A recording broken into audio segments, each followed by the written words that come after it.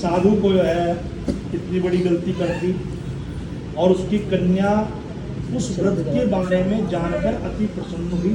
भगवान का प्रसाद चरणामृत देकर घर में गई।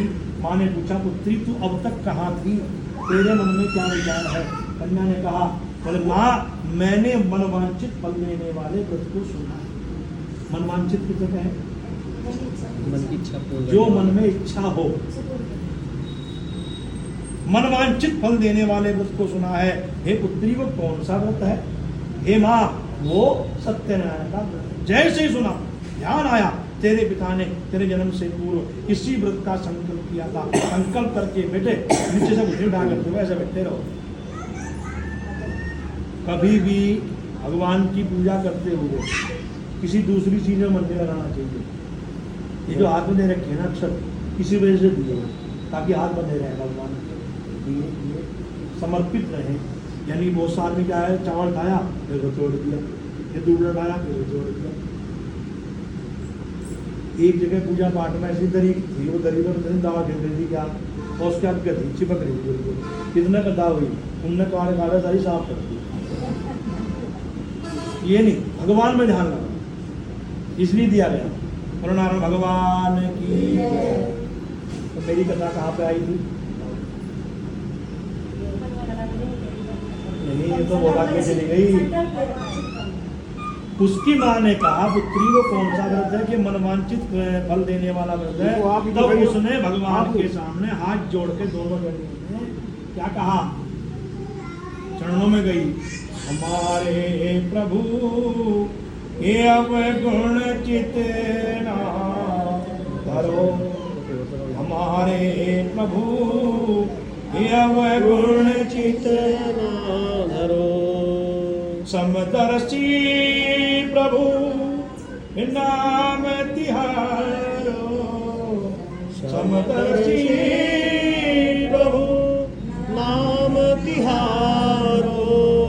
अब मोहे पार करो हमारे प्रभु, ये अब मोहे पार करो हमारे प्रभु, ये अब गुण चिते ना धरो हमारे प्रभु, गुण चित ना धरो। एक लोहा पूजा में धरते हैं, एक लोहा पूजा में धरते हैं, एक घर बधिक धरो। एक कसाई के घर में रखी हुई छुरी और एक पूजा में रखी हुई, पूजा में कैसे रखी? त्रिशूल भगवान का। ये भगवान के अन्य कार्यों के लिए जो छुरी का पूजन भी होता है ना हमारे यहाँ, माता महाकाली के लिए। दीपावली पे जैसे स्वर्ण का पूजन है, चांदी का पूजन है, ऐसे छुरी का कहते हैं, छुरी का कटार, उसका भी पूजन है। एक लोहा पूजा में धरते हैं, एक घर भतिक परो हमारे प्रभु, ये अवगुण चिते ना धरो हमारे प्रभु। भगवान प्रसन्न हुए। चंद्र केतु को स्वप्न में दिखाई दिए, ऐसे ना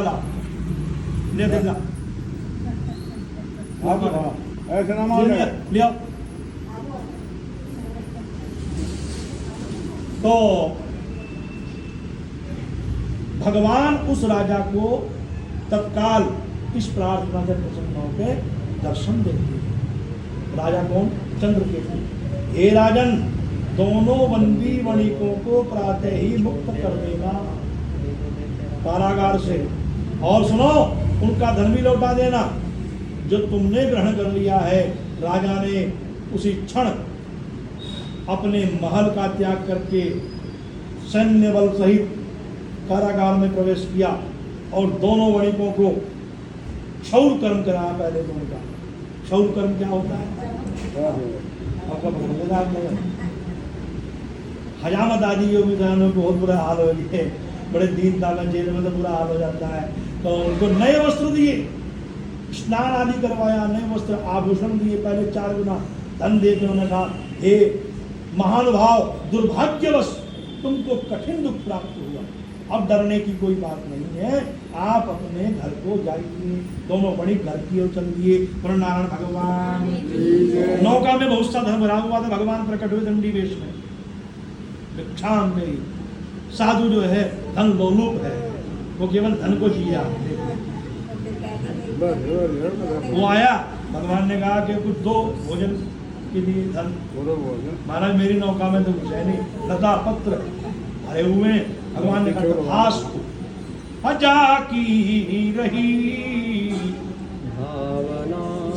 भावना जैसी, प्रभु मूर्ति देखी दिन कैसी, कि जिसकी जैसी भावना। ए बच्चे क्या नाम है? ला ले भाई ले, लगा कान में, कान लगा कान में। चुप हो जा, शांत शांत, मंदिर में करिए दंगा। तो जी साधु को जो है भगवान ने दीक्षा मांगी, झूठ बोल दिया। कुछ क्षणों के बाद भगवान तो चले गए समुद्र के किनारे। नौका जो है नित्य क्रिया के पश्चात ऊंची उठ गई। अब भाई भजन में तो दबी रहती है। और ऊपर को सेठ ने कहा अपने जमाई से, कहा भाई देख ही जाकर क्या आए हो। और वो जमाई गया, उनने देखा सारे पत्ते काट गए, एक भी धन नहीं इसमें तो। और जल गया तो पछाड़ खा के दोनों गिर पड़ा, उसको मूर्छा, कुछ मूर्छा बोली। हे पिताजी, आपने जब से मेरा विवाह हुआ तब से तो मैं देख रहा आप कदम कदम पर झूठ बोल रहे। अब उनकी शरण में चलो जिन्होंने हमें शाप दिया है। दंडी स्वामी को खोजते खोजते गए। दंडी स्वामी आसन लगाए बैठे थे, उनके चरणों में गिर पड़े। स्वामी जी ने कहा, मूर्ख चले जाओ, तुमको मेरी ही आज्ञा से दुख प्राप्त हुआ। और जो भगवान के भक्त होते हैं सच्चे, तो क्या कहते हैं? दुख भी मुझे प्यारे, सुख भी मुझे प्यारे, छोड़ू किसे भगवन, दोनों ही तुम्हारे। मैं किसे छोड़ू? दुख भी आपके ही दिए हुए, सुख भी आपके दिए हुए। और कलयुग में तो आज नियम बदल गया। पहले क्या कहते थे? हाँ जी, कि दुख में सुमिरन सब करे, हे सुख में करे न को। और आज क्या है कि दुख में भी नहीं कर रहा सुमिरन। भगवान ने दुख इसलिए बढ़ाया था कि तो मेरे नाम को जप लेगा। ये नाम जप की दवाई बढ़ाई थी भगवान ने, दुख। लेकिन आज क्या है? सुख में तो कर ही नहीं रहा, दुख में भी नहीं कर रहा परमात्मा को यार। उसमें भी अपने धन पुत्र वैभव स्त्री को देख देख के रोता रहता है, और भी दुखी होता है, दुख में दुखी होता रहता है। नहीं तो दुख भगवान का सुमिरन करने के लिए बनाया था, या औषधि है कि नहीं भाई से ले और भगवान का नाम आ जाएगा। इस प्रकार साधु का भगवान के प्रति ये भाव देख के दंडी स्वामी ने कहा, चले जाओ, तुमको मेरी ही आज्ञा से दुख प्राप्त हुआ है। बेटे आपके निकाल निकाल ला। तो जी साधु ने जो है भगवान से अपनी प्रीति बहुत इसमें तो देखिए महाराज जी घी कितना थे, खाओ ना पता देख लो ना छेद में को है भी तो है वो दिखता है कि ब्रह्मादि देवता भी आपकी माया को नहीं जानते। मैं सांसारिक प्राणी जो माया में लिपटा हुआ हूँ, माया ने मुझे हर समय डंक मारी, मेरे माया, तो मैं आपकी माया को नहीं जान सका। आप प्रसन्न हो तो भगवान प्रसन्न हुए, उसको आशीर्वाद प्रदान किया, और जब नौका खाली होगी फिर धन से परिपूर्ण कर दिया। भरी हुई नाव लेकर घर के निकट चला, और घर के निकट जाके सेठानी को पता चला कि तुम्हारे पति बहुत सा धन लेकर आए। तो नौकर आए दौड़ के अपनी पुत्री को बुलाया जिसका नाम है कलावती, बेटी तो भगवान की पूजा करने हमने प्रण किया था। ये जो करते हैं ना, बोल देते हैं उर्दू में क्या कबूलत, कबूल दिया, और देसी भाषा में क्या कहें मनोक्ति। यह बोल दिया और शुद्ध भाषा में जाकर प्रण ले लिया। तो यह प्रतिज्ञा, बेटी हमने प्रतिज्ञा की थी कि भगवान की पूजा करेंगे, जब मेरे पति दामाद घर आएंगे तो तू ऐसा कर भगवान की पूजा कर ले। कन्या थी अबोध बालिका, माँ के निकलते ही उसके मन में भी वही विचार आया, मैं भी अपने पति का दर्शन कर लूं। उसका पति बैठा नौका में विचरण कर रहा था, इधर कन्या घर से निकली, वो भगवान ने पानी में डुबो दिया। कन्या पहुंची, पता चला तुम्हारे पतिदेव नहीं, सारे मन ला चिंता करके हाहाकार हुआ, किस देवता के पगों से नौका हरण हुआ है। इसकी माँ इसकी ओर चली, कन्या पछाड़ खाकर भूमि पर गिर पड़ी, गोदी में बिठाया कि पुत्री तेरा जीवन नहीं रहा। तब कहा कि पति जब नहीं रहे हैं तो एक श्वास लेना भी मेरे लिए व्यर्थ है। खड़ाव ले ली, सती होने लगी, साधु दौड़कर भगवान के मंदिर में गया, क्षमा मांगी, मुझसे मेरे परिवार से जो भी गलती हुई है क्षमा करें। तब आकाशवाणी हुई, तेरी कन्या मेरा प्रसाद छोड़ करके आई है, घर जाए प्रसाद ला करके लौटे, उसका पति अवश्य मिलेगा। घर में गई, भगवान का प्रसाद चरणामृत पान करके आई, आकर अपने पति को फिर जैसा था वैसा ही पाया। अपने पिता के पास गई, कहा घर चलिए, देरी किस बात की है। तब घर में जाकर विधि विधान से साधु ने अपनी पत्नी से मिलकर भगवान सत्यनारायण का उत्सव किया कि और विधि विधान से व्रत करते हुए यह लोक के सुखम भुक्त्वा, इस लोक में सुख होकर सत्य लोकम प्राप्त किया, सत्य लोक को प्राप्त किया। मतलब भगवान की एक राजा हुए जिनका नाम है तुंगध्वज। एक बार किसी वन में गए, वहां कुछ ग्वाल बाल भगवान की पूजा कर रहे हैं सत्यनारायण जी की। राजा ने वहां जाते हुए प्रणाम नहीं किया, और प्रणाम नहीं किया, लौट करके आए, उसको प्रसाद दिया, प्रसाद को भी फेंक दिया। राजा के 100 पुत्र थे, धन धान्य आदि सब नष्ट हो गए। तो वही गया, ग्वालों का झूठा प्रसाद राजा ने खाया। भगवान की भक्ति को फिर से अपने भीतर जागृत किया, तो उसका जो खोया हुआ राज्य था, 100 पुत्र थे जो नष्ट हो गए थे, पुनः उसको प्राप्त हो। कहने का तात्पर्य है कि इस लोक में सबसे सरल उपाय, सबसे कम खर्च में संपन्न होने वाला उपाय सत्यनारायण का व्रत है। परंतु सत्यनारायण के व्रत का फल जीवों को क्यों नहीं मिल रहा?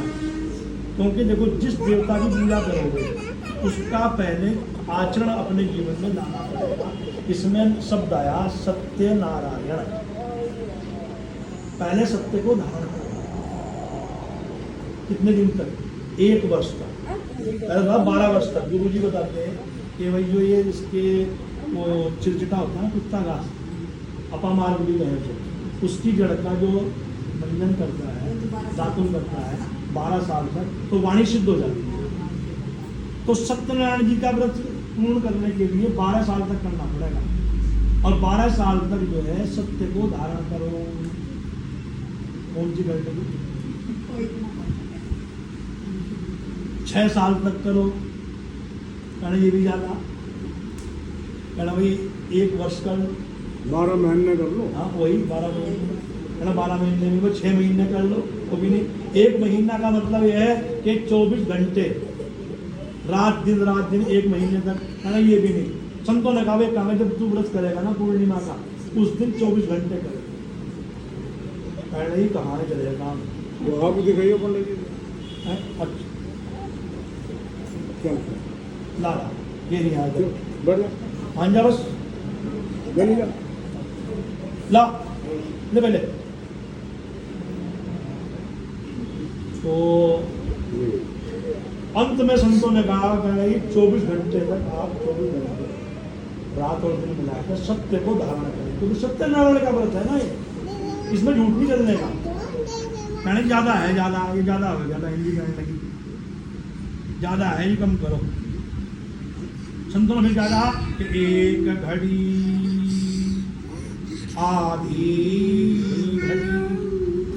आधी से 1 घड़ी में कितना समय होता है? 2.5 घड़ी का होता है 1 घंटा, और 1 घंटे में होती है 60 मिनट। 2.5 घड़ी बराबर कितनी हुई? 60 मिनट। तो 1 घड़ी में कितनी मिनट होगी? बता लल्ली। 24। सुभाष की बहू बहुत बड़ी हुई, पंजाबी भी और अंग्रेजी भी। बताओ उसे तो वैसे ही कह रहा हूँ, आप बताओ। हाँ सही है।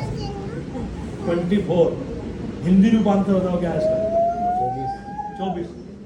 एक घड़ी ये 24 घंटे नहीं होने भाई महाराज जी। कहना भाई एक काम कर, एक घड़ी मैंने 24 मिनट कर दी। कहना ये भी ज्यादा है। आधी रात एक घड़ी आधी घड़ी, आधी कितनी होगी? 24 मिनट की 24 घंटे बाद 12 मिनट। एक घड़ी कहना नहीं, आधी घड़ी कहना यो भी नहीं, आधी से बुनियाद, उसमें से भी आधी कर ले, फिर आधी कर ले, कितनी आगे? 3 मिनट। इतनी देर भी तो सत्य को धारण करने की, जब संकल्प होता है उस समय सत्य को धारण करना चाहिए। पर ये इतना कठिन नहीं, बहुत कठिन है, क्योंकि जब कभी नहीं लिया, कभी भी नहीं लिया, तो जब वो अचानक आवेगा मौका तब भी नहीं बोलने का। आप अचानक किसी अपराधी को कहो कि बता ये था नहीं था, सच नहीं बोल सकता, क्योंकि उसके अंतःकरण में असत्य का वास है। सत्य को धारण करना होता है। सत्यनारायण भगवान की पूजा तब संपन्न होती है। बोल सत्यनारायण भगवान की। तो जिस ब्राह्मण ने पहले व्रत किया, शतानंद नाम का ब्राह्मण था, इसने पहले अध्याय में व्रत किया, वो अगले जन्म में बने सुदामा। लकड़हारा वो बने अगले जन्म में भील कुहुराज। प्रारंभ में राम जी को उन्होंने सेवा की और 14 वर्षों तक जो है वो उनके ही इसमें रहा के मेरे यहाँ जरूर आओगे राम जी। वायदा कर लिया था भगवान कि तेरे यहाँ जरूर, तुझे लेके जाएंगे पुष्प विमान यहाँ से। मतलब आ भी गया भगवान राम के, फिर जाना भी रहा हो। तो साधु नाम का जो वणिक है वो बना मयूर ध्वज। मयूर ध्वज दूसरी भाषा में क्या कहेंगे? मोर ध्वज। ध्वज नहीं, बस मोर ध्वज। और उनका मुख नाम के राजा बने दशरथ जी बने। ऐसी कौन सी बारात है दुनिया की जिसमें दुल्हा नहीं है? कैसे? क्यों? हाँ तो फिर वो उस बारात में ऐसी क्या थी फिर भी और से देखने जा रही थी? राम बारात में राम नहीं होते कभी भी। लेकिन ये रामलीला वाले क्या कर रहे? राम जी उठा रहे। राम बारात में राम नहीं थे, वो तो गुरु के साथ थे ना मिथिला में। ये क्या था? फिर भी बारात को देखने के लिए इतनी भीड़ क्यों थी? महिलाओं ने सुना ये वो एक रथ के ऊपर 10 रथ, एक रथ पे फिर दूसरा, फिर तीसरा, फिर चौथा, फिर पांचवा, फिर छठा, फिर आठवां, नौवां, 10वां। मुझे देखते 10 रथ किस तरह है? कहना भाई एक रथ के ऊपर 10 रथ, एक रथ के ऊपर 10 रथ। भीड़ लग गई देखने के लिए। और थे वो दशरथ भगवान के पिता की दशरथ। यानी एक रथ के ऊपर 10 रथ कैसे आ गए? उनको देखने जाके रथ के ऊपर रथ, रथ के ऊपर रथ, रथ के ऊपर रथ। इसलिए भीड़ लग रही थी देखने की। वो राम बारात को नहीं लग रही थी, मैं दशरथ जी को देखने गई है। और दशरथ किसका नाम है? दशरथ आप भी हैं, आप भी हैं, आप भी हैं। 10 इंद्रियां, 10 जो इंद्रियां हैं हमारी, 5 कर्मेंद्री, 5 ज्ञानेंद्री, इन पर कंट्रोल रख के रखना। और इनका जो सारथी बनकर बैठेगा, सारथी बुद्धि है। और जो लगाम घोड़े की है, वो जो खींचने वाला कौन है? मन। 11वां इनके ऊपर मन है। एकादशी का जो व्रत करते हैं ना, एकादशी में 11 का अंक होता है, उसमें 10 इंद्रियां और 1 मन, इनको पवित्र करने के लिए, इनका शुद्धिकरण करने के लिए, शोधन करने के लिए ये होती है। उसमें कर्मेंद्री माने हाथ, जीभ, स्वादेंद्रिय, इस पर कंट्रोल करना चाहिए। यानी कि एकदम बस सुबह से लेकर शाम का पत्नी की तरह मेरी तरह में चढ़ा रहे, ये नहीं होता। व्रत का है बड़ा कठिन होता है। तो अब अंत में एक राजा और जो थे तुम ध्वज, वो बने स्वयंभू मनु, जिन्होंने मनुस्मृति का क्या, और ये भगवान की कथा नहीं पर संपन्न हुई। जिस प्रकार भगवान ने हमें कथा श्रवण करने का आदेश दिया था और हमें आज्ञा प्रदान की थी, भगवान भगवान ने बड़ी कृपा की हमारे ऊपर, हमने कथा को श्रवण कर लिया। हे प्रभु, इस कथा का जो फल है परिवार सहित आपके चरणों में अर्पित है, ये आप स्वीकार करो, माफ करो।